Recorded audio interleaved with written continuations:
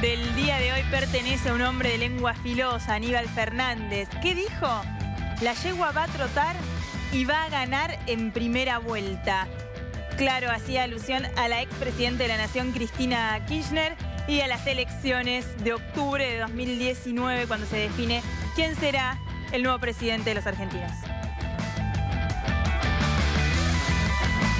Y la imagen central del día tiene que ver con esta foto. Una de las tantas fotos de campaña que se ha sacado Roberto Lavagna, pero esta vez con un calzado bastante particular. Sandalias y medias de tenis. Así recibió a Miguel Ángel Pichetto en la costa. Hola, ¿qué tal? Buenas noches, bienvenidos a TN Central en su edición de verano. Muy buenas noches, bienvenidos. ¿Te quedaste con el dato superfluo de la foto? Sí, me quedé con el dato. Soy como la Matilda de la moda política, de alguna manera. Bueno, puede ser, ¿o no? ¿Por qué? La Matilda de la moda política de la moda. Bueno, Nacho Medina Flores también. Te apuntan acá. Sí. No sé. Nacho Company. Pueden decirnos ahí por redes sociales a ver si te votan o no te votan, Claro, ¿no? exactamente. ¿Qué compromiso tengo? Claro, lo que pasa es que después hay que bancarse lo que vuelve. Y yo no siempre suelo combinar las cosas muy bien, así que... No, pero me viste puede cómo es venir la un política contraataque. argentina, porque vos podés decir que son corruptos, que hacen malos acuerdos Sí. electorales. Ahora, que se visten mal, yo no sé, ¿te vas a meter Me ahí? animé. ¿Estás seguro? Yo creo que fue lo más osado que hice. Arranca TN Central.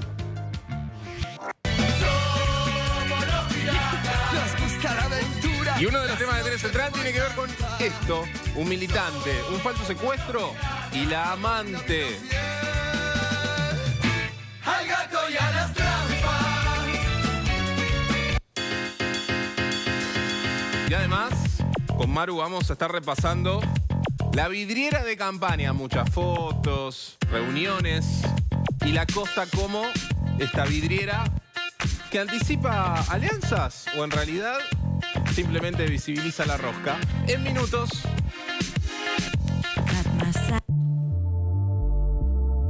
Y este número que impacta, 47,6% fue la inflación de 2018. Vamos a estar analizando este tema con distintos economistas y con Marcela Pagano como para saber qué es lo que puede llegar a suceder en este 2019, si es que alguien se anima a dar un pronóstico. Me quedé con el número, ¿eh? Sí. 47,6%, Marcela Pagano, fue el número de la inflación de 2018. Bueno, por un lado decir que el gobierno esperaba que este número fuera 45%, es decir, que no pensaban en una inflación de diciembre tan elevada, fue 2,6% y completa casi un 48% de inflación. Por otro lado, otra vez, las consultoras privadas estuvieron mucho más cerca que la proyección propia del equipo económico, porque decían justamente la mayoría 48%. Un número que está empujado, ahora te vamos a mostrar por qué, pero principalmente por el rubro alimentos y bebidas, creció por encima de este promedio, un 51%. Y fíjate, esta es la inflación de un mes, 2,6%. ¿Qué dicen los economistas? Quédate con este número porque es muy probable que enero, el mes que estamos transitando, esté cerca de estos valores. Es decir, la inflación no se acelera, pero tampoco se desacelera, se está manteniendo. Ahora sí podemos ir y mirar un poco más allá, ¿no? Esta estadística que nos estaba dando casi un 48% de inflación. Fíjate, te decía, alimentos y bebidas creció por encima de este promedio, empujó la inflación el año pasado, un 51% fue lo que aumentó este rubro, que además es indispensable porque nos está avisando de un dato, que la canasta que reúne alimentos, bebidas y servicios básicos y que se utiliza para medir la pobreza va a aumentar. Y que probablemente si los ingresos de las familias no acompañan, más gente pueda estar dentro del umbral de la pobreza y también de la indigencia. Fíjate lo que sucedió con transporte también, bueno, producto de la actualización de las tarifas, 67%. Y transporte que es como uno de esos aumentos que después genera aumentos derivados también, ¿no? Sin dudas, lo que es el costo de la logística, bien dicho. Y por otra parte, no termina acá. Digo, hoy tenemos el anuncio del subte. Acaba de aumentar hoy un peso, 15,50 viajar en subte. Es decir, que sigue aumentando el transporte. Comunicación, un rubro que aumentó un 55%. Y después, dos rubros que aumentaron el 50% y son los últimos que completan aumentos por encima del promedio. Equipamiento para el hogar y el rubro de salud. El costo de los insumos médicos y la salud privada en Argentina que se ha actualizado por encima del costo general de inflación. ¿Eso, Marcela, tiene que ver por el impacto del dólar, digamos, de la devaluación? ¿O por qué estos rubros pensando sobre todo en salud y equipamiento para el hogar, están por encima del índice de inflación. Sí, acá las 3 corridas cambiarias y el consecuente impacto de las bruscas devaluaciones en los índices generales, sí, termina generando estas distorsiones de precios. Y por otro lado también hay que ver que hay rubros que, así como decís, se trasladaron o pudieron trasladar, otros rubros en el segundo semestre, producto de la recesión y de la caída en las ventas, tuvieron que achicarse. Y fíjate lo que pasa, Maru. Indumentaria y calzado. Una industria que terminó en baja, industria que se está achicando con suspensiones y con cierre, sobre todo en el sector pyme. 33% aumentó los precios. Perdón, Marce, no, pero eso digo porque la gente compró menos, sobre todo más hacia fin de año. Caía el consumo y eso te hizo casi obligadamente mejorar, si querés, tus índices de inflación, pero no porque haya habido precios que bajaron, sino porque no se dio nada. No, a ver, 33% de inflación en este sector es un montón. Que aumenten los precios un 33%, del calzado en indumentaria es un montón. Pero fíjate que se tuvieron que moderar y terminaron bastante por detrás del promedio, que casi daba 48. Y lo mismo ha sucedido en los rubros de educación y restaurante y hotelería, que aumentaron menos del promedio, 32 y 39 respectivamente. En el último caso, restaurante y hotelería tiene que ver también con un insumo que ha aumentado mucho, que tiene que ver con el gas, ¿no? Sobre todo restaurantes, en hotelería, panaderías también, muchas pymes complicadas por lo que tiene que ver con esos aumentos que son costos, electricidad, gas, agua, y que son insumos fundamentales para la actividad.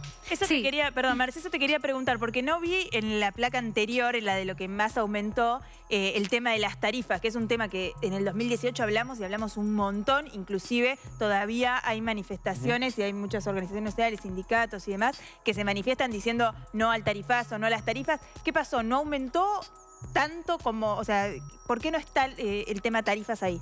¿El tema tarifas en dónde?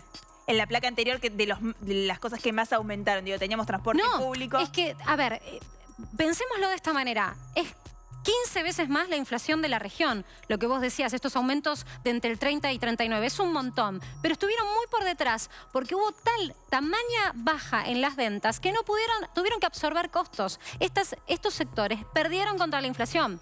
Entonces, esto que estás diciendo vos, Maru, que marcas, es muy importante porque probablemente estos sectores son los que quieran recuperar este año. Bueno, ¿y habrá bolsillos que puedan acompañar en esa recuperación? Cuando decimos absorber costos, Marcela, estamos hablando de rescindir ganancias directamente. Y sí. Bueno, lo que hicieron los trabajadores, o sea, gran parte de los trabajadores. El salario. Ahora lo vamos a estar desarrollando este tema con especialistas, pero me quiero quedar con un dato también, chicos, y compartirlo con ustedes, porque la inflación, 48%, ¿qué significa si revisamos nuestra historia? Cuando salimos de la hiperinflación, en el 90 teníamos 1.300% de inflación. De ahí achicamos a la inflación más alta, que había sido 84% en 1991. Mirá este resumen y fíjate dónde estamos parados hoy. No había mayor causa de pobreza que la inflación descontrolada. Hemos conversado de todo lo que ha acontecido en el año, de la inflación para este mes. No vamos a permitir que se burle a los jubilados dándoles aumentos que solo provocarían inflación.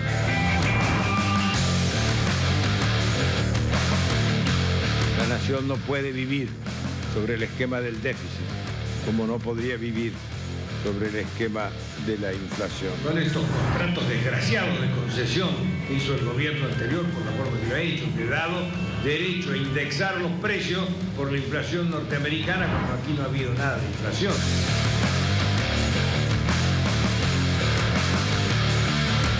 La tasa de inflación, que era muy alta a principios del año 2012. La definición de inflación es aumento generalizado de precios. El pseudoíndice que a veces se presenta todos los meses siempre refleja subas y bajas de precio. Con respecto a los pronósticos, estamos en 1/3 de lo que decían de inflación.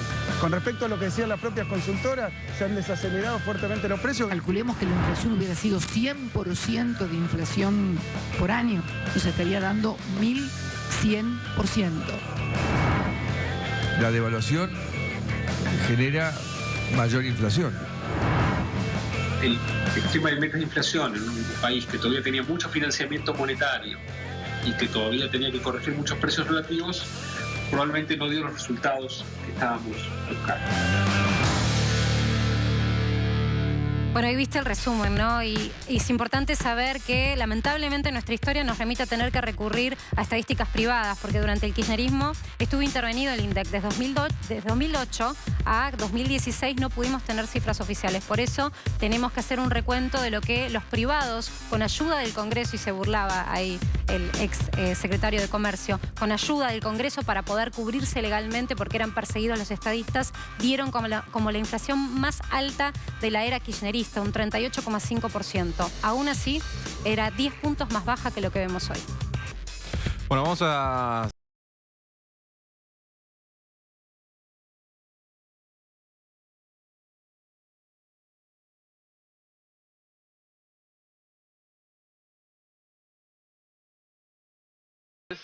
que tiene que ver con este tema, la vidriera de campaña, donde hay muchas fotos, hay encuentros. Bueno, es algo casi como la inflación, ¿no? De lo que estamos acostumbrados los argentinos. Cuando es un año electoral, el verano siempre es como un coqueteo, te diré, porque las fotos no son fotos donde vos ves en una mesa de trabajo, de discusión, donde están definiendo cosas. Es como, todo es informal, todo es como que charlamos, vemos qué pensamos. Parece como si estuvieran planeando las vacaciones del año que viene. A ver, ¿cuáles son las fotos del día? Vamos a arrancar con esta foto que es segura que... Yo mientras tanto te acompaño con el son de la musiquita que me gusta mucho. Ah, bueno. No me distraigas, Otero. Esta foto, Miguel Ángel Pichetto, presidente del bloque del PJ en senadores, Negri Noel, precandidato a presidente, está trabajando con el grupo del PJ, del peronismo no kirchnerista, vamos a decirlo así, o de la renovación peronista, o alternativa federal, creo que se llama. Y Roberto Labaña, un hombre de mucho prestigio, un hombre que viene conversando además con otros sectores, al que muchos han mencionado, creo que fue desde el sector del dualdismo los que primero dijeron, este es el candidato a presidente de 2019, y a partir de ahí tuvo distintas reuniones, coquetos. Él no ha hablado oficialmente todavía, no ha dicho ni que sí ni que no. Lo cierto es que se viene reuniendo con distintos dirigentes, no solo del peronismo. Bueno, Miguel Lifshitz, socialista de Santa Fe, hace unos días nada más tuvo una reunión con él, sacaron foto, ¿no? Exactamente, él estaba pasando sus vacaciones en Cariló y allí recibe, hoy a Pichetto lo invitó a desayunar. ¿Ah, sí? Desayunaron, hablaron de la política, de la situación en la que viene el país, y en lo que coinciden todos, por lo menos en estas conversaciones de verano, es en la necesidad de una alianza amplia que incluya a todos o a la máxima cantidad de dirigentes políticos posibles. Por ende, mayor cantidad de votos posible, ¿no? Exactamente, para enfrentar a Mauricio Macri. El límite ahí, algunos coinciden, otros no tanto, otros lo ven más difuso, Cristina Kirchner. ¿Pasamos a otra foto? Dale. Hay un personaje que se repite, pero de la foto anterior, que es Miguel Lifshitz, te decíamos, se había reunido la semana pasada con Roberto Labaña. Hoy se juntó acá en Buenos Aires con el exdiputado radical Ricardo Alfonsín. Sí. A ver, el radicalismo y el socialismo fueron aliados en la provincia de Santa Fe durante muchísimos años, muchísimo tiempo. Es una relación que con sus idas y venidas se mantiene. Hay un acuerdo político allí, pero que no se ha podido trasladar a nivel nacional. ¿Por qué? Porque el radicalismo de la mano de Ernesto Sanz terminó en Cambiemos. Pero ¿qué pasa? El radicalismo que representa Ernesto Sanz está lejos del que quisiera representar Ricardo Alfonsín. Exactamente. De hecho, Alfonsín ha sido bastante crítico a la gestión de Macri e inclusive a algunas posiciones de su propio partido. ¿Qué dijeron hoy con Lifshitz? Un poco lo mismo que dijeron Labaña y Pichetto en la costa. Hay que avanzar en un frente amplio, común, que incluya a quienes pensamos distintos. Mencionaron a Margarita Stolbizer. Ahora, Margarita Stolbizer está más cerca de Massa. Claro. ¿El peronismo también va a formar parte de ese acuerdo? ¿O en realidad un sector del radicalismo y el socialismo podrían terminar formando parte de esta alternativa peronista? Bueno, mira, vos sabés que el fin de semana habló Juan Manuel Urtubey y de hecho lo que dijo fue: nosotros queremos que los socialistas forman parte, que esté todo el mundo. Bueno, Massa lo ha dicho también, ¿no? De hecho, en aquella reunión en el CFI hacia fines de año, donde empezaba como a plasmarse y armarse esta alternativa peronista, Lifshitz participó de algunas reuniones, y aquella foto, ¿te acordás? En la que no estuvo Mansur, pero estuvieron Schiaretti, Pichetto, Massa y Urtubey. Se esperaba, o algunos deseaban mucho que estuviera Lifshitz también, finalmente no se logró, pero hay un coqueteo ahí, hay una conversación. Y siempre está. Siempre está. Otra foto del mar. Dale, mira. Esta parece más de vacaciones, pero es de gestión. Sí, Mauricio Macri, el presidente de la Nación. Parece que está en medio de la banana, ¿no? Como, no, con esos chalecos. Ahí la foto está. ¿Te acordás de la banana o no? Sí. ¿Sabes que nunca subí? ¿Tuviste? ¿Nunca? No. Tengo buenos recuerdos. Bueno, me distrae, Otero, no puedo. Bueno, Yo quiero hablar estamos hablando de política, vamos a edulcorarlo un poco. Bueno, ¿qué pasó ¿qué es esta foto? Es Mauricio Macri arriba de una lancha gomón en Puerto Madryn, en realidad en Península, estoy diciendo, sí, Puerto Pirámides, perdón, ahí está, que fue a ver unos delfines. Parece que generó un poco de enojo en algún sector porque llegó un poquito tarde el presidente. ¿Por ver los delfines? En realidad por ir a visitar una localidad que está cerca, depende vos cómo lo mires. De hecho, él después lo mencionó en su discurso donde habló del turismo, dijo la importancia del turismo en esta zona de la Patagonia y en Chubut. Fue a ver delfines, tomó un avión de prefectura y después lo llevaron a navegar en esta especie de lancha gomón allí por la Patagonia, que es precioso, la verdad. Exactamente. Muy lindo. Ahora, después de ahí, de Puerto Madryn, el presidente se tomó el mismo avión, el Tango, que lo llevó a Brasilia, donde debe estar por aterrizar en minutos nada más, porque se esperaba que llegara a eso de las 10 de la noche, porque mañana, sabemos, tiene agenda completa con el presidente de Brasil, Jair Bolsonaro. Exactamente, se esperan pronunciamientos sobre Venezuela, también reuniones con el ex juez, hoy ministro Sergio Moro, respecto a lo que tiene que ver con la corrupción, y obviamente de eso estaremos hablando en el día de mañana. Pero si te parece, cambiamos de tema y vamos ahora con otro de los problemas que está viviendo la República Argentina, y tiene que ver con el drama de las inundaciones en el litoral argentino, y Paula Bernini con esta cobertura recorriendo los distintos puntos críticos de esta catástrofe natural. El agua acá en Resistencia está bajando, muy de a poco, pero está bajando. ¿Por qué? Porque no se están recibiendo lluvias. Esto es una muy buena noticia para la gente. Esa casa es la que más cantidad de agua tiene, le llega hasta el umbral de la casa. Pero el resto ya puede decir que tiene su casa seca, más allá de que este barro también está contaminado, igual que el agua. Vamos a caminar por acá y vamos a tratar de meternos en alguna casa donde alguna puerta está abierta, porque esta gente desde muy temprano ya está limpiando. Señor, ¿podemos ingresar? Vamos a preguntarle a este hombre. Miren la cantidad de cosas que está. Y lo que vemos en todas las casas, ¿no? Esto que se repite. La escoba, el secador. ¿Hasta dónde entró el agua? Acá tiene el... Ah, mira, ahí lo vemos. Sí. Hasta acá llegó el agua.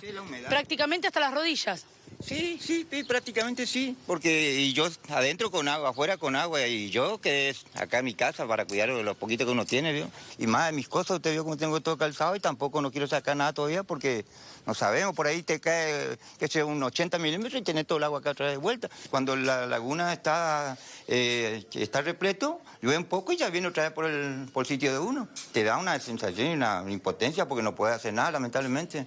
Usted vio que el agua no pide permiso, ingresa nomás y nosotros ¿qué podemos hacer? Nada, con el agua, con la mano no podemos atajar. Los pocos ladrillos que en el barrio había para construir las casas, para refaccionarlas, fueron usados para levantar los muebles. Claro, fíjese que ahí, eso ya rompí de la heladera, ¿vio? Porque vio en los movimientos, todo, mire...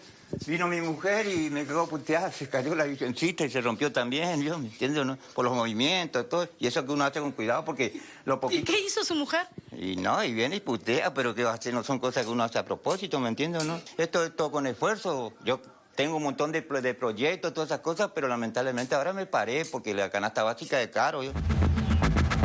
La realidad es cruda, muy cruda. Ahora estamos prácticamente caminando sobre agua altamente contaminada. Paola está de 8 meses. ¿Y vivís dónde? En la casa que está acá al lado. Te fuiste de esta casa, te autoevacuaste y ahora estás volviendo, ahora que bajó el agua. No, nos queda de otra. Perdí todo yo. Lo único que pude rescatar es un poquito de ropa, que es lo que tengo puesto, y nada más. ¿Para cuándo tenés fecha? 10 de febrero. ¿Vos crees que vas a poder venir a esta casa con una chiquita o chiquito muy chiquito? Lamentablemente no.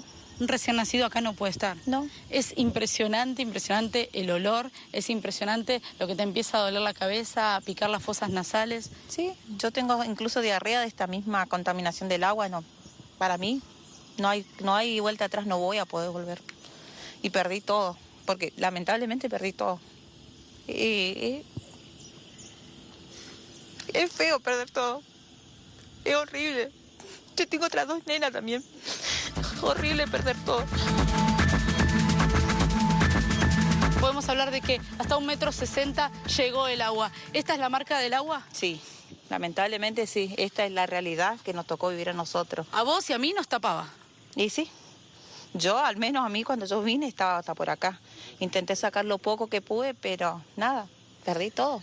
¿Qué barrio es exactamente? ¿Dónde estamos? Este es barrio María Cristina, la otra parte de que continúa de la San Martín, para estos lados, esto es María Cristina también. Barrio María Cristina, ¿estamos exactamente al oeste de Resistencia? Sí, y este le conocen por la Huiralde, el barrio Huiralde. ¿Acá llegó ayuda del gobierno? No, nada.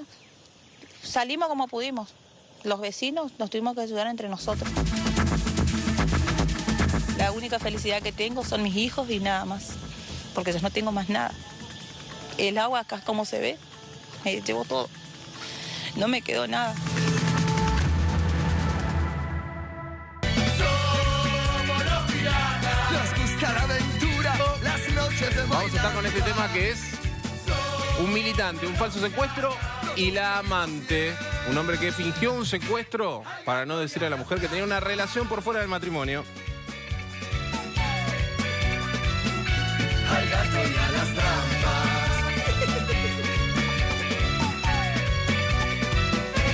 Un viaje de negocios, reuniones de trabajo, problemas con el auto, rebusques del pirata, patines y levantes, programas todo el día, una agenda secreta. Bueno, seguimos profundizando con lo que tiene que ver con la cuestión económica y por eso sigue con nosotros Marcela Pagano. Sí, y te acordás que decíamos, es importante también ubicarnos un poco para saber cómo vamos a avanzar en lo que fue el eterno problema de la inflación en Argentina. Lo curioso del caso, lo veíamos en el informe que hicimos antes. La inflación es transversal a todo tipo de ideología de gobierno. Tuvimos gobiernos neoliberales que instalaron una convertibilidad y tuvieron un pico de 84% de inflación, como vemos en pantalla, en el año 1991 con Carlos Menem, y que se había, en ese entonces, para ser justos, se había sentido como un efecto realmente positivo esta inflación, porque venías de más del 1.300% el año anterior. Imagínate, ¿no? Después proseguimos buscando en los picos históricos y nos encontramos con la salida de la convertibilidad, que nos dejó una crisis y además una inflación del 41%, año 2002. Quiebre de empresas, una recesión tremenda y luego, bueno, también salir de este esquema de convertibilidad. Y llegamos a otro año de pico de inflación, 2014, lo decíamos antes. Lamentablemente acá la inflación no va a ser con la fuente del INDEC, porque tuvimos un INDEC intervenido, pero aún así era de la inflación más alta que se había tenido en los últimos años, un 38,5%. En general los precios parecían no tener un límite. Y luego fueron achicando un poco las proporciones. De todas maneras, había sido una inflación altísima, 38,5%, que empezó a generar problemas, incluso puertas adentro del gobierno kirchnerista, esta inflación. Claro, Marce, porque además estamos hablando acá en el 2014 de un contexto que supone que es que veníamos de bonanza, digamos, de años buenos, salvo el 2009, cuando tuviste la crisis internacional. Sí, pero tal cual. 2007, 2008, tuviste precios, o sea, commodities que por encima del promedio histórico, con cosechas muy buenas, o sea, había liquidez en el mercado. Y fíjate... Esto tuvo que ver, digamos, sí con una definición de política económica, Totalmente. ¿No? Y fíjate que después se vieron obligados a crear lo que se conoce hoy como precios cuidados, para poder marcar una referencia y que la gente supiera cuánto más o menos debían valer las cosas. Porque tenías un paquete de fideos entre 10 pesos y 34. Entonces fijaron una política como fue precios cuidados para tratar de que la gente tuviera una referencia y esa dispersión de precios no cesa. Sí, digo, hoy también si vas a buscar marcas tampoco tenés bien claro cuánto cuesta. Totalmente. Hoy tenés dispersión de precios hasta regionales. Vos mirás lo que es en realidad la inflación por zonas y tenés zonas como la Patagonia con un tipo de inflación, el norte con otra inflación. Digo, lamentablemente la dispersión persiste a medida que también avanza la aceleración de los precios. Claro. Yo, eso respecto de los cambios de precios en las regiones, no puede decir la logística o por ahí en la Patagonia no tenés los mismos productos frescos que tenés el cordón frutícola o mismo en el Alto Valle del Río Negro, pero hay otros productos que... O sea, no, y ¿sabes qué?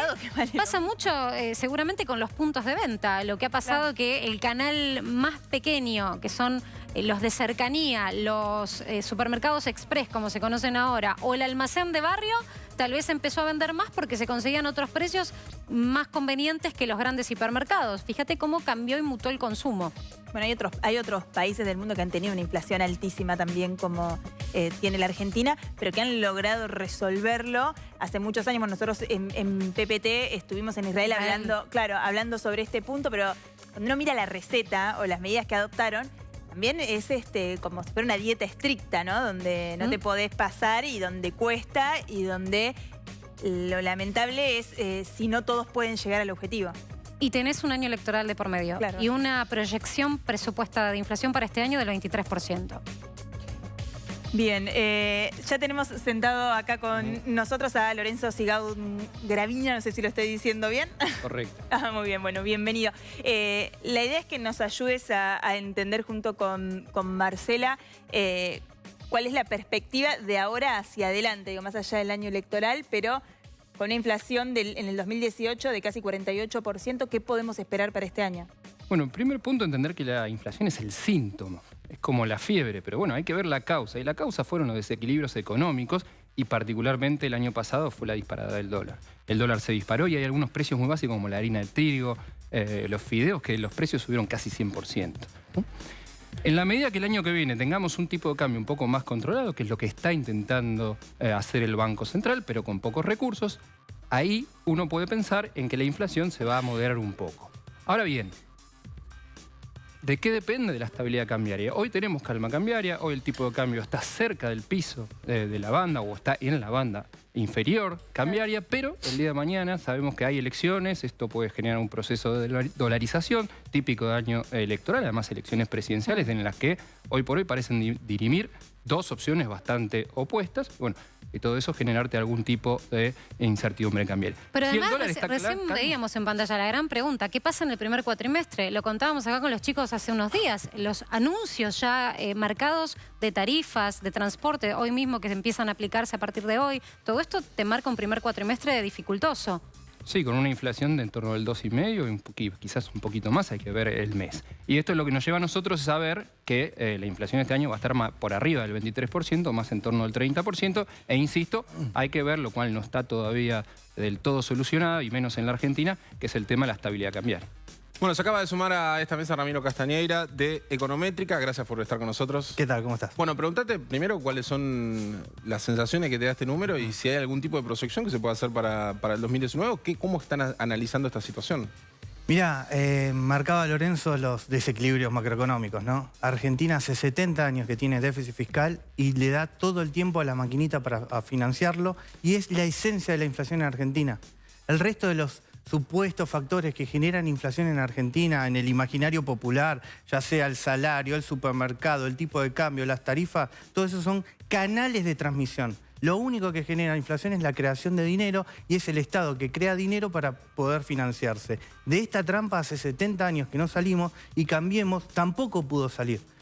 Emitió 30% en el 2016, al 30% en el 2017, lo intentó contener con Levac y explotó en el 2018. ¿Pero por qué no se sale? Me acuerdo de una conversación del presidente, cuando todavía no era presidente, en el programa de Mirta Legrand, que circuló bastante por redes sociales, donde decía: la inflación es una pavada, lo resolvemos, como yo te dijera, en la primera semana de gobierno.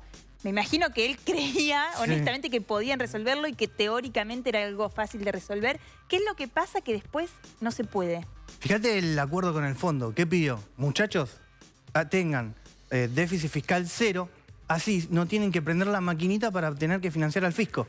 Por eso es el doble que dicen: déficit fiscal cero y emisión cero, base monetaria cero. Son las dos grandes exigencias del FMI para Argentina. Lo que parece una gran exigencia es lo que hace el resto del mundo. Por eso el resto del mundo no tiene inflación. El resto del mundo no financia al Estado dándole a la maquinita. A ver si lo podemos traducir en términos políticos. Vos lo que decís es que después, a la hora de gobernar, ningún gobierno quiere hacerse cargo de sacar plata del sistema, de ajustar.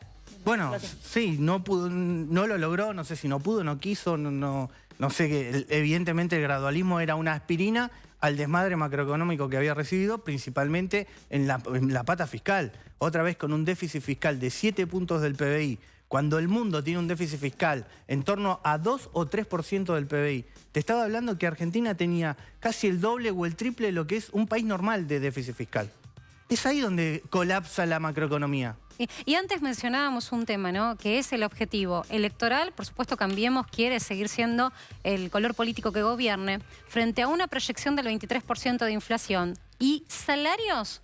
¿Cómo quedaron el año pasado? Esa es la gran pregunta. ¿Cómo quedaron los salarios versus la inflación? ¿Y qué va a pasar este año? ¿Lorenzo? Sabemos cómo salió, lamentablemente, Mal. la carrera precio-salario. Los salarios, cuando la inflación se aceleró, no reaccionaron. De hecho, la inflación cerró casi un 48% y los salarios formales, digamos, y en el sector privado, en los gremios que mejor les fue, ajustaron un 30, 35, quizás alguna excepción, bancarios, 40. Fíjate este número. Fíjate este número. Así es el escenario 2018. Ramiro me mira porque sabe que él me chifló por la cucaracha, porque el 12% es una estimación de él. Una caída del 12% de los salarios versus la inflación 2018, sector privado, paritaria formal, y no todos tienen la posibilidad de tener un gremio que los respalde. Ahora, ¿y 2019? ¿Cómo queda el escenario en función de lo que se espera? ¿Tu estimación es 0%? A ver, Argentina en esta lógica de estar emitiendo, después intenta tapar los canales de transmisión de la inflación. O sea, emite porque quiere financiar al Estado y después intenta contener como puede los canales de transmisión. Tenemos los clásicos que son el tipo de cambio, las tarifas, ¿no? Y después tenemos otro que el precio cuidado, cualquier cosa para intentar contener todos estos canales, que finalmente juntan una presión y terminan volando por el aire, ¿no? Entonces, lo que te mostró esto es que Argentina, cuando se mete en esta lógica, después termina siendo lo que yo llamo populismo de tipo de cambio, ¿no? Populismo de tipo de cambio y populismo de tarifa. O sea, las atrasa lo máximo posible porque intenta contener el precio, el proceso inflacionario, hasta que no da más y le termina pegando el salto. Esta caída del salario real no se aleja de lo que vivió Argentina en el Rodrigazo. El Rodrigazo fue populismo de tipo de cambio también, de tarifas y de tipo de cambio. Darle a la maquinita hasta que intentan frenar como pueden la inflación por cualquier camino, hasta que después no da más y vino el Rodrigazo o vino lo que pasó, lo que sucedió acá. Intentaron salir del cepo, salieron, pero no del atraso cambiario, intentaron salir del atraso de las tarifas y bueno, ahí están en el camino a ver intentando lo que está haciendo Argentina hoy, lo hace hasta, ya te digo, desde hace, el Rodrigazo es un gran ejemplo, pero no fue el único. O sea que según tus estimaciones, no sé si las compartís, Lorenzo, pero la pérdida del salario real, o sea, la gente puede comprar aún con los aumentos que haya tenido y demás, un 12% menos en 2018. Sí, es decir, el 2018 cayó, eso es un dato ya. La caída del salario real fue un 12%. Ahora, para el 2019, vamos a hacer el supuesto, o el acuerdo con el fondo, vamos a suponer ese pizarrón nuevo que nos dieron, si se hace todo bien. Si cumplimos con el fondo... Ahí dice que la inflación va a bajar fuerte, vamos a suponer 25%, y los salarios también 25%. Es decir, empatarían pero no recuperarían la caída. Pero justamente no la recuperan porque vos estás saliendo del populismo. Entonces, claro, yo te puedo regalar... Imagínate, tenemos acá las reservas del Banco Central. Las reventamos entre nosotros hasta que se acaba. Y después me decís, ¿no hay más para reventar? No, ya está, no hay más. O sea, lo que perdí este año ya está, no me lo devuelve nadie, Mirá, los salarios están atados a la productividad, no es que te lo tiene que devolver el Estado. No, yo no digo el Estado, digo, puedo conseguir una mejor paritaria con mi empresa y que, no sé, recupere. Siempre y cuando se recupere la economía. Hay una particularidad de la economía argentina y cómo se dan las paritarias en la Argentina, sobre todo el sector privado formal, como vos bien decías, los que tienen representación sindical, es que hay muchas cláusulas, gatillos, revisiones que a fin de año, cuando dijeron, bueno, muchachos, nosotros firmamos por 25, y al final la inflación fue más de 45.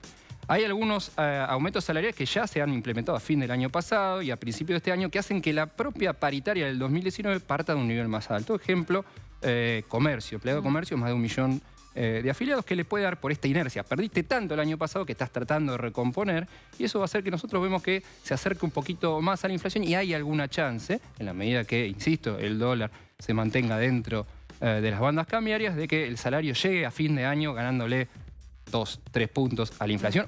Dicho de otra manera, recuperando solo 2 o 3 puntos de la caída del 12%, que fue lamentablemente lo que pasó en 2018. Y dentro de este contexto, ¿cómo puede llegar a impactar, por ejemplo, que el dólar se mantenga por debajo de lo que es la banda de flotación? En materia inflacionaria ayuda, un dólar calmo siempre ayuda. En 2018 tuviste muchos saltos cambiarios, muchas subas, para colmo de precios muy básicos como son, por ejemplo, el transporte público, tarifas, etcétera, y los alimentos. El caso de la harina de trigo y el caso de fideos que les decía que había subido casi 100%, prácticamente lo mismo que subió el tipo de cambio que se duplicó el año pasado. Entonces, con estabilidad cambiaria siempre ayuda eso a moderar. ¿Y esto puede llegar a mantenerse o qué proyecciones hacen? Lo más difícil es el proceso electoral. Insisto, como hay siempre dolarización, esto pasa en general en la Argentina y también en otros países del mundo, pero particularmente en la Argentina son muy sensibles al dólar y ante un escenario incierto, la sociedad reacciona comprando más dólares. Y eso hace que de cara a las elecciones, y encima si hay, insisto, dos alternativas muy opuestas como las principales candidatos a ser presidente a fines del año, eso va a hacer que haya dolarización y que hoy el tipo de cambio está en el piso de la banda pueda lamentablemente pegarse más cerca del techo. Y esto implica un salto cambiario de casi 30%, porque la banda estipulada por el Fondo Monetario es bastante amplia, es del 30%. Y un salto del 30% es un salto fuerte. Recuerden que cuando el dólar pasó en abril del 2018 de 20 y a fines de mayo a 25, eso fue un salto del 25%. Pero por eso no, el Banco Central hoy no baja las tasas de interés. Porque uno dice, pero se están pegando un tiro en los pies, porque si quieren reactivar la economía, ¿por qué no bajan el costo del crédito y las familias pueden volver a tener un crédito hipotecario, un crédito personal, o las pymes comprar maquinaria? Porque si bajan las tasas de interés, entonces el escenario es que otra vez tenemos otra corrida cambiaria. A ver, no necesariamente, pero lo que quiere hacer el Banco Central es dice, bueno, me quemé con leche, veo un abaco y lloro. O sea, no quiero volver a tener, y sabe Macri que con una nueva corrida cambiaria, lamentablemente en pleno campaña electoral sería lo peor que le puede pasar en términos electorales. Entonces el Banco Central está haciendo, incluso a fuerza de tasas muy altas, muy elevadas, que como vos decís lastiman el aparato productivo, dice, bueno, prefiero la calma cambiaria a correr el riesgo de tener un nuevo salto cambiario. Pero incluso esa estrategia, en un momento en que la gente se asusta, por ejemplo, porque puede ganar cierta candidata, ¿cómo haces para frenar esa dolarización? O sea, la que no está medida por la cosa financiera, decís vos, cuando es político o cuando es por temor. Incertidumbre. La incertidumbre en la Argentina es refugio de valor, el dólar. Lamentablemente ese es el canal y justo cuando empiece el proceso electoral vamos a tener encuestas un poquito más precisas y que nos van a dar cierta información y bueno, ante la duda... Ahí hay que ver, ¿no? Si uno hablara con gente de la Casa Rosada, la explicación es que nosotros somos todos parte del microclima y que la gente está pensando en otras cosas y que muchos de los salarios se recuperaron porque muchas de las paritarias se reabrieron por cláusula gatillo y que entonces que la situación no es tan grave como por ahí la podemos analizar los periodistas o las personas más informadas. ¿Y el consumo se está viendo? Digo, porque si se recuperó el salario debería haber un poco más de consumo. Las estadísticas que manejan es una recuperación del consumo. Es en muy pronto para verano. hablar que se recuperó el consumo. Todavía no estamos en ese escenario. Recién a lo sumo está tocando piso. O sea, la caída fue tan brusca que diciembre, quizás el último trimestre del año pasado, tocó piso el nivel de actividad. El segundo trimestre la cosecha va a dar un rebote, solo la cosecha, solo el mundo de agroindustria, pero no todavía el consumo. El tercer trimestre tiene una buena, que dado que la nueva ley previsional que ajusta por inflación con una demora de 6 meses, esta inflación que estamos viendo hoy de 47% implica que las jubilaciones y la UH dentro de 6 meses están creciendo al 47%, más o menos 45% digamos, pero la inflación tendría que estar, según el pizarrón del FMI, ya en 30%. Claro. Entonces, ojo que los salarios no van a recuperar, pero sí las jubilaciones y la UH. Eso incluso está no solo en el acuerdo con el fondo, sino también está en el presupuesto. Y ese aumento se traslada en consumo, decís, o consumo de primera necesidad, porque digo, jubilados y AUH es un universo de canasta básica en general. El escenario que trabajamos en Econométrica es el PBI va a estar en crecimiento cero. Es decir, lo que cayó ahora se estabiliza porque el nivel de incertidumbre que tiene Argentina en año electoral es muy grande. Entonces todo el mundo espera a ver los resultados de las elecciones, entonces no va a haber un boom de consumo, no va a haber tampoco un boom de inversiones, no hay un boom de exportaciones porque Argentina lamentablemente decidió hace muchas décadas atrás, decidió encerrarse como país en una burbuja. Entonces nunca tiene la posibilidad de exportar nada más que soja. Está bien, pero es como para afirmar, bueno, que no haya un boom de nada, pero que tampoco haya una caída de nada. Bueno, de acuerdo con el fondo, ¿no? Es eso. Como eso ya para celebrar. Mantener el status quo. Claro, qué sé yo. Tiene margen para eso. De hecho, ya te digo, tocó piso, algún rebote por la cosecha, algún rebote por las jubilaciones. y después, y bueno, vamos a ver las elecciones después. Y en el medio de este contexto, ¿qué tipo de perspectiva puede llegar a haber para el tema de los créditos, ¿no? Sobre todo, bueno, los que más están preocupados son los que ya tomaron, por ejemplo, un crédito UVA que se ajusta por inflación. Y también, ¿en qué punto estos niveles, estos números pueden llegar a afectar la otorgación de nuevos créditos? Bueno, respecto, a ver, con tasa del 60 el crédito desaparece. Olvidémonos del crédito. Con esta tasa el crédito desaparece. De hecho, el acuerdo con el fondo dice, muchachos, cuando se empiece a estabilizar el mercado cambiario, si algo va a bajar, no es el dólar, tienen que empezar a bajar las tasas. Y eso está en el acuerdo con el fondo. Así que margen para empezar a bajar las tasas, y de hecho el número del fondo es que para fin de este año las tasas que hoy están en 60 tienen que estar en 32. O sea, está armado el pizarrón de esa manera. Ahora, un comentario sobre los que sacaron el crédito con el famoso UVA. Casi el 90% de todos esos créditos salieron a una tasa que es realmente baja, que era el 3,5%. Esos, todos los que sacaron, vamos a hacer el ejercicio para comprar un 2 ambientes, todos esos aún hoy están pagando menos de cuota que un alquiler.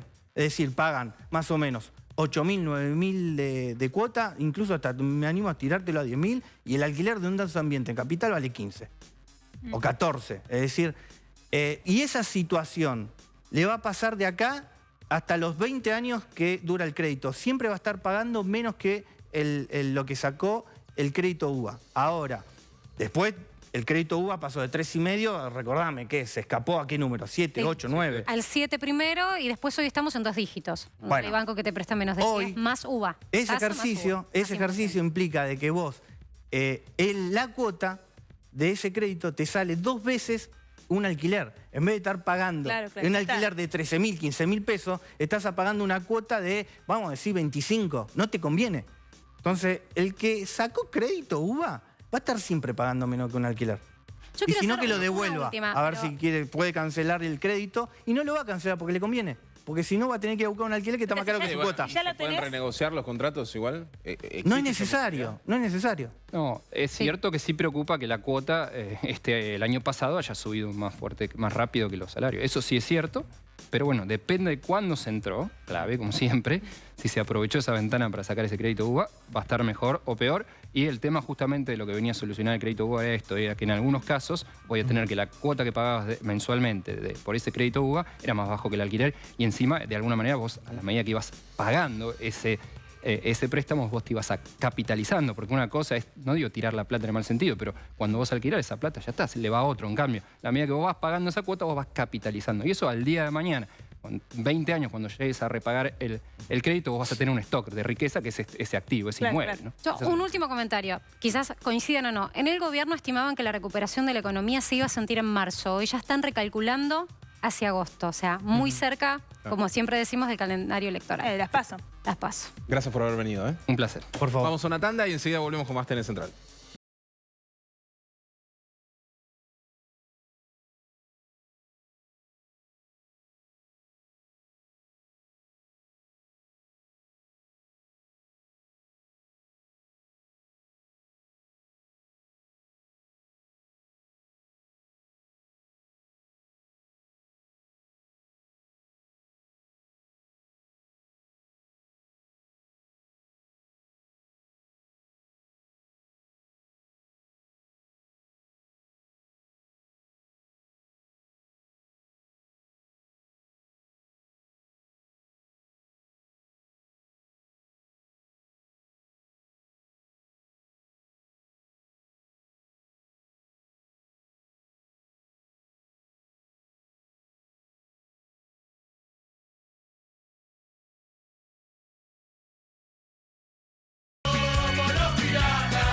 La aventura, las noches de bailanta. Somos los piratas. Todo una vida fiel al gato y a las trampas. Y la historia que tiene Nacho Otero para contarnos ahora es increíble. Yo me río porque si no es como para largarse a llorar. Este militante peronista de La Plata que quiso engañar, le salió mal, se arrepintió, ¿cómo es? Sí. Mira, se llama Mario Aranda, es militante del PJ. Lo que él estaba haciendo era juntar firmas, según estaba contando, en contra de los tarifazos, ¿no? Una situación real de la cual él empieza a juntar firmas como para organizar distintas protestas y demás. Algo que vienen haciendo, por otra parte, varios dirigentes Exactamente. peronistas. Esto pasa en La Plata, pero él en un momento cuenta que sufrieron realmente un momento muy terrible, según su relato, hasta el momento, que había sido secuestrado y que le habían golpeado y que esa agresión aparentemente estaba relacionada con esta juntada de firmas que él estaba haciendo. Terrible. Vamos a escuchar cómo lo decía. Cuando llego allá no había ninguna mujer que me había llamado por teléfono. Había 3 monos con armas que a punta de pistola me obligan a subir a mi auto y me dicen vamos a hablar y vamos a Magdalena. Yo tenía el tanque vacío y ellos dicen bueno, hasta donde llegamos, pero llevaron. Resulta que ellos me llaman por donde tenía que ir.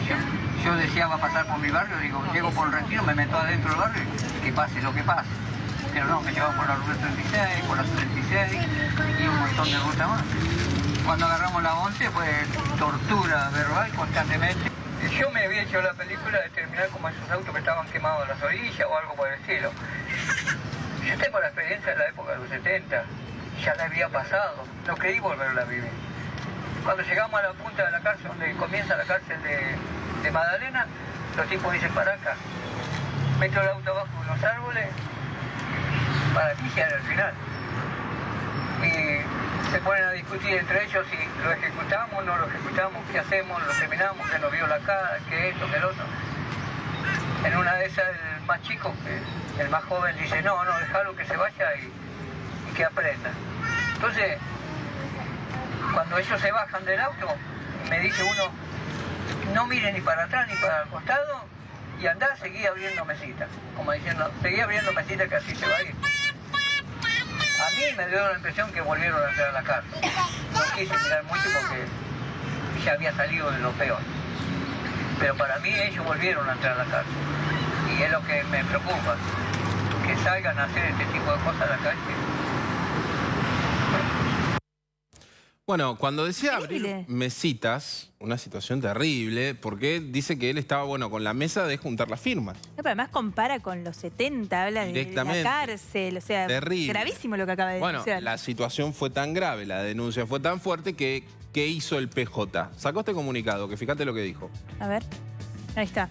Entre otras cosas, lo que dice el comunicado es que les preocupa la situación de los militantes que salen a la calle. Puntualmente dice, el Partido Justicialista de la provincia de Buenos Aires expresa su más firme repudio a un nuevo suceso violento y a los denunciados ataques con armas, suma ahora al secuestro de un dirigente del PJ en la ciudad de La Plata en tan solo días. Dice, todas las semanas nos encontramos con hechos intimidatorios a la oposición. En esta oportunidad, en horas de la mañana, a plena luz del día, 3 personas a punta de pistola secuestraron al dirigente comunitario Mario Aranda, que se encontraba en una actividad partidaria juntando firmas para presentar ante la justicia contra el tarifazo. Dice, claro, y fíjate lo que dice ahí después, ¿no? Dice, claro, lo vemos textual. Horas más tarde fue liberado, pero los secuestradores en retiradas oportunidades lo intimaron a dejar de hacer política. Nuestro dirigente junto a compañeros y familiares radicaron la correspondiente denuncia penal. A ver si entendemos la gravedad de esto, porque digo, lo que contó el militante y este comunicado del PJ local que describe aún más que llegó a haber hasta una denuncia penal, es una causa judicial. Que es más grave, es todavía más fuerte el comunicado que la denuncia. Dice, la persecución política en la ciudad de La Plata no solo se torna insoportable, sino que ve un crecimiento en el accionar de violencia contra el Partido Justicialista local. Dice, asimismo manifestamos nuestra creciente preocupación por la reiteración de hechos de violencia política contra el principal partido opositor de la capital de la provincia. Y volvemos a exigir a las autoridades, tanto provinciales como locales, la adopción de medidas que aseguren el libre ejercicio de la democracia. Bueno, largo el comunicado, pero violencia política, denuncia penal, denuncias por acosarlo y secuestrarlo por hacer política, que eso me parece que es sumamente, digo, no están denunciando un caso de inseguridad, sino un caso de violencia política y lo dicen así. Bueno, ¿cómo terminó esta historia? Bueno, la Fiscalía avanzó en la investigación de este hecho Hasta que de repente Mario Aranda se quebró y dijo la verdad. ¿Qué era la verdad? Que había inventado esta situación para camuflar una amante que tenía y no contarle así a su señora y justificar en esa situación que lo llevó, según este falso secuestro, a tantas horas lejos de su casa, era en realidad porque era la excusa que encontró para decirle a su mujer por qué no había estado tanto tiempo en su casa y que en realidad había estado con esta relación extramatrimonial que tenía. No, muy poco serio, muy poco serio. Tanda y volvemos, ¿te parece? Y la información que tenemos que dar ahora tiene que ver con un trabajo que hiciste hoy, Nacho, y los casi 300 barras que no van a poder ingresar a las canchas de fútbol.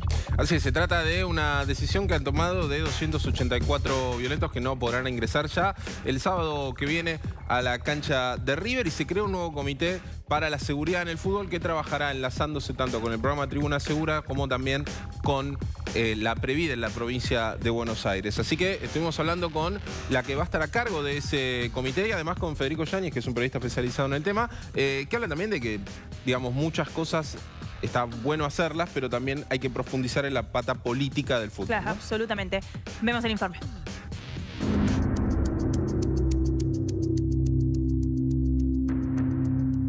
Se incluyeron 284 personas en el listado con restricción de ingreso a los estadios y esto surge de las investigaciones llevadas a cabo por el fiscal Broto. Y esto arranca quizás más en lo formal el día previo a la final de la Copa Libertadores, el 23 de noviembre, cuando se hace el allanamiento a Caverna Godoy, el capo de la barra de River, o uno de los capos de la barra de River, quizás el más antiguo, donde le descubren los 10 millones de pesos, los 15.000 dólares y las 300 entradas, que de acuerdo a lo que dijo el fiscal Norberto Broto, que es el que lleva esa causa, son reales. Y esta gente formaría parte de la radicalizada de River, está incluida en el artículo 5 de la ley 24.192, que son estos grupos tendientes a formación de grupos tendientes a cometer actividades ilícitas. Esas 300 personas, esos 284, que es lo que publicaron, son los que figuraban en esas entradas que tiene Broto. Si vos ves las fotos, al menos los primeros nombres que se pueden ver, los buscás en ese listado del boletín oficial y se condicen, nombre y DNI. Es un mensaje interno a River, porque lo que dijo el fiscal es que esas entradas son verdaderas. El secretario de Seguridad, Eugenio Bursaco, que además es vocal de River, dijo que el club está llevando adelante una investigación interna porque alguien les dio esas entradas. ¿Cuál va a ser el rol que va a tener este nuevo organismo que va a estar precisamente para controlar la seguridad en el fútbol? El rol de este Comité de Seguridad en el Fútbol tiende a poder lograr reforzar y acentuar las medidas que ya se venían trabajando en cuanto a la seguridad en el fútbol. Hay un plan que se llama Tribuna Segura, que todos los fines de semana van a las distintas canchas. Ese es un plan del Ministerio de Seguridad Nacional, donde van publicando partido a partido lo que van encontrando, gente que tenía causas policiales, gente que tenía derecho a admisión o distintas cosas que evitan que ingresen a la cancha. También está la pata bonaerense, que es el APREVIDE. El objetivo del comité es poder lograr que los partidos de fútbol o los espectáculos futbolísticos sean un lugar en el cual la gente pueda ir a disfrutar y pueda sentirse segura y pueda estar tranquila. En virtud de esto vamos a adoptar todas las medidas necesarias para poder erradicar la violencia en el fútbol. Hay iniciativas, quizás falta ir un poco más a fondo porque cuando saltan estos casos, hablan los presidentes de los clubes y dicen, no, yo en este caso a Caverna Godoy, Donofrio decía, yo sé quién es, no lo conozco personalmente, pero existe. Y como Donofrio lo conoce, lo conozco yo, lo conoce la policía. El trabajo con la justicia es fundamental, el apoyo desde gobierno a la justicia y el rol activo de la justicia es fundamental para poder ir logrando esto. La policía va a trabajar, pero también se necesita que la justicia, digamos, avance y tenga un rol activo para lograr este objetivo. Sus negocios no se cortan hasta tanto en cuanto la justicia, la política y los dirigentes de los clubes, que muchas veces están todos mezclados, porque hay gente que de la política está en los clubes, hasta que esas tres patas no se pongan de acuerdo, van a seguir teniendo los negocios. Bueno, se termina TN Central y quédense en TN, ¿no? Así es, hay un especial, Expedición Villarino, así se llama, con Guillermo Lobo, así que se quedan en Todo Noticias, que hay un montón más de información y buenas historias. Chau. Mañana.